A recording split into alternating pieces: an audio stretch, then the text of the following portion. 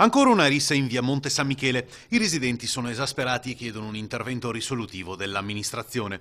L'ennesimo episodio di violenza immortalato da un cittadino con un telefonino è avvenuto a 2 passi dalla stazione ferroviaria di Mestre. Dopo gli episodi precedenti, quando sono spuntati anche dei coltelli, la tensione è alle stelle.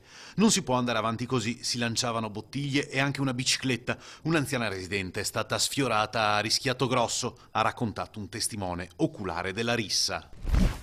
Nuovo intervento delle forze dell'ordine nel veneziano nell'ambito dell'operazione Alto Impatto voluta dal questore di Venezia Angelo Sanna. Anche nella sera di giovedì 24 e nel pomeriggio di venerdì 25 marzo sono stati attuati servizi di prevenzione a largo raggio che il questore ha disposto sulle aree urbane di Mestre e Marghera.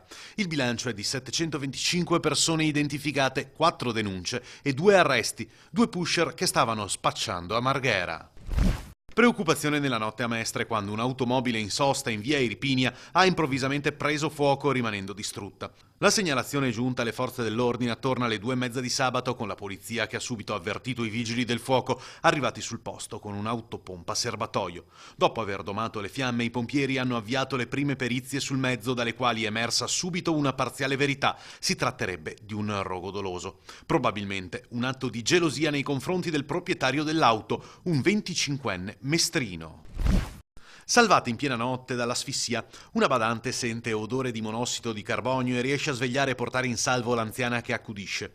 È accaduto nel cuore della notte a Jesolo in via Posteselle. Le 2 donne sono ricoverate in ospedale. Erano andate a letto da circa 4 ore quando la badante si è svegliata rendendosi conto subito di essere stordita e accusare senso di nausea.